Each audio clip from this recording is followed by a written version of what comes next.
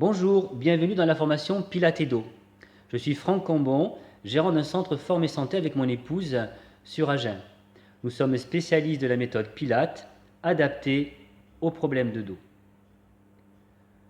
Si vous avez mal au dos, si vous avez des problèmes de cervical, dorsal, lombaire, cette formation est faite pour vous.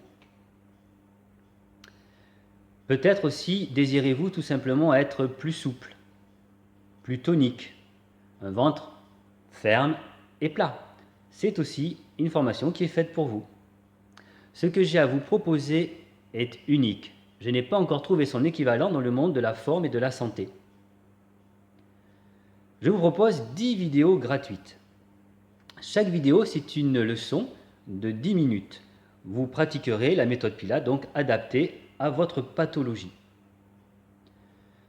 Sur cette vidéo, je décortique donc la posture, j'essaye de vous faire comprendre aussi le fonctionnement de votre corps, car c'est important de comprendre les choses. Ensuite, chaque mois, je propose un webinaire. On pourra se rencontrer, échanger, et je répondrai donc à vos questions. Ce webinaire est gratuit. À la fin des 3 mois, puisque chaque leçon, c'est une semaine de travail, donc 10 leçons, 10 semaines, comptez environ 3 mois. Donc à la fin des 3 mois, je propose un stage en présentiel à mon centre Forme et Santé sur Agen. Là, je vous aiderai, je décortiquerai un petit peu plus les postures. Bien sûr, je vais vous corriger et je vous proposerai donc les 10 nouvelles postures donc de la formation suivante pour ceux qui veulent aller un peu plus loin. Bien sûr, mon but, c'est d'avoir un retour sur investissement. Donc ce stage, déjà, qui sera bien sûr payant, et aussi les formations à venir ultérieures. Ce qui est important de comprendre, c'est que une leçon, c'est une semaine. Il faudra essayer de pratiquer entre 3 et 5 fois par semaine, donc ça fait 3 fois à 5 fois 10 minutes par semaine. Pourquoi? Parce que cette régularité et la répétition des exercices feront que vous allez progresser et que votre dos ira mieux, tout simplement. Je vous proposerai de télécharger un guide pratique pour vous aider, bien sûr, mais aussi une fiche d'évaluation dans laquelle vous allez noter au tout début de votre formation quelles sont vos douleurs, à quels endroits sont-elles, l'intensité des douleurs et la fréquence de ces douleurs. À la fin de cette formation, vous pourrez vous évaluer de nouveau. Et je peux vous promettre quelque chose, c'est que vos douleurs et la fréquence et l'intensité de vos douleurs auront baissé de moitié. Pratiquez pas à pas, soyez patient et vous verrez, ça fonctionne. 20 ans que je pratique, j'ai voulu exporter ce savoir en dehors de ma ville et de mon centre, et c'est vrai que ça fait 20 ans que moi je vois des résultats tous les jours à mon centre Forme et Santé. Je vous souhaite une bonne pratique, pas à pas, soyez patient et vous verrez, vous serez récompensé. Je vous dis à très bientôt et place maintenant à la première leçon, le placement du bassin. Après nous verrons le transverse, le muscle gainant. Deuxième leçon. La troisième leçon sera sur le placement des épaules. Voilà, 3 premières leçons qui permettront de se mettre en place tout ça. Et ensuite, les postures vraiment de pilates adaptées donc pour les pathologies du dos. Il y en aura donc 7. À très bientôt. On va commencer donc par la posture debout. Première posture donc de travail. Déjà, trouver le bon alignement au niveau des jambes. Donc l'idée, on va mettre les pieds parallèles, largeur du bassin. Voilà, vous tenez vos mains contre votre bassin ici, et il faut vraiment que les mains tombent à l'aplomb, à l'extérieur ici, partie externe des plantes de pied. Voilà, donc là on est dans la position idéale au niveau des pieds. Ensuite, on fait attention bien sûr à ce qu'il n'y ait pas un pied qui soit plus en avant que l'autre, donc même ligne. Et puis on va légèrement fléchir les genoux. Donc ça c'est important. Donc commencez déjà par fléchir vos genoux. Toujours. Légèrement. Ensuite, qu'est-ce qu'on va faire? On va placer le bas du dos. Alors, comment placer ce bassin? Si vous basculez le bassin vers l'arrière, c'est-à-dire, je me rapproche, voilà, ici, vous voyez, je bascule mon bassin vers l'arrière, le dos s'arrondit, on appelle ça une rétroversion. Je bascule mon bassin vers l'avant,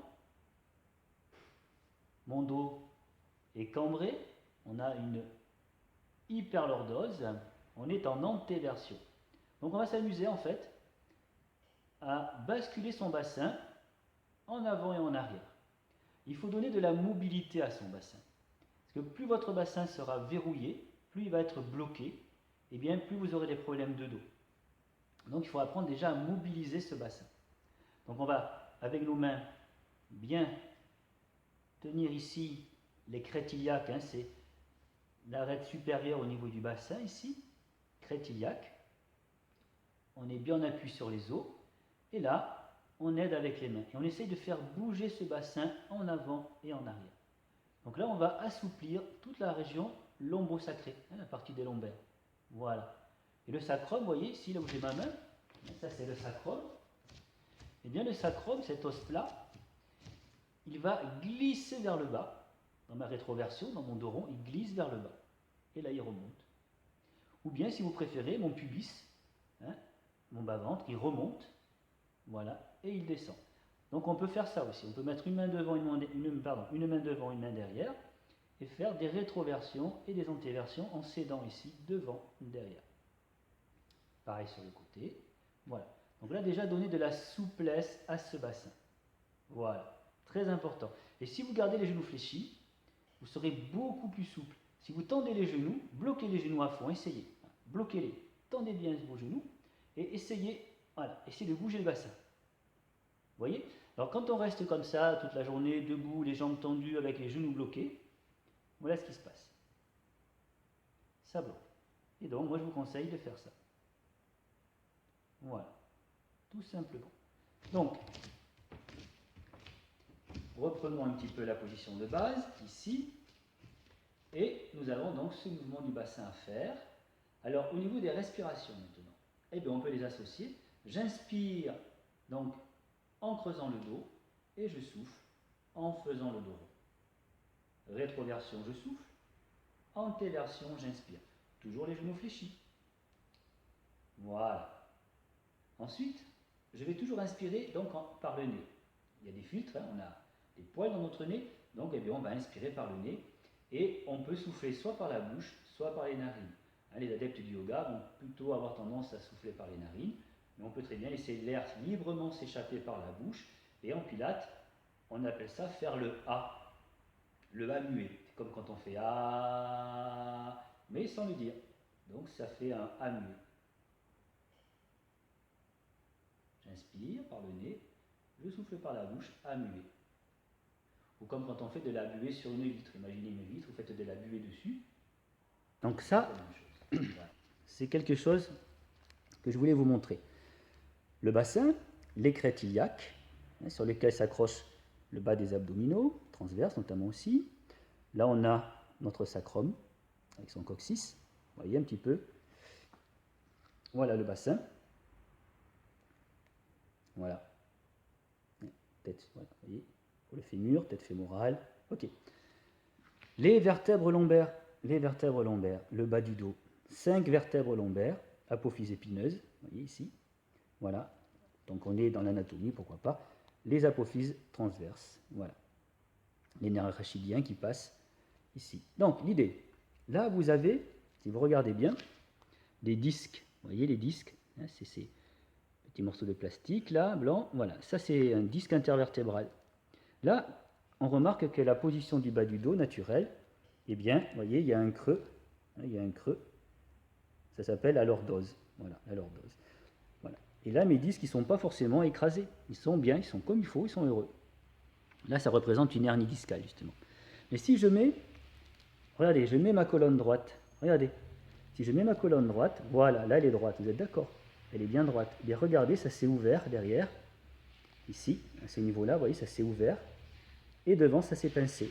Et c'est droit, c'est pas rond, c'est droit, juste droit. Vous voyez, et j'écrase mon disque, et donc du coup, la matière ici va partir vers l'arrière, et ça peut créer, bien sûr, Minerni. Et là, voilà. Pourquoi il ne faut pas être dos plat forcément. Et si je fais le dos rond, imaginez avec de la charge, alors là, waouh. Et bien sûr, avec du poids, hein, avec de la charge au bout des bras, c'est terrible. D'accord? Donc, la nature nous a fait comme ça, avec un dos légèrement cambré. C'est à respecter. Il faut respecter ça. Tout simplement. On verra plus tard pourquoi peut-être la nature nous a fait comme ça, ou dans un article, hein, je vous expliquerai pourquoi notre colonne vertébrale, vous voyez, elle est toute tordue.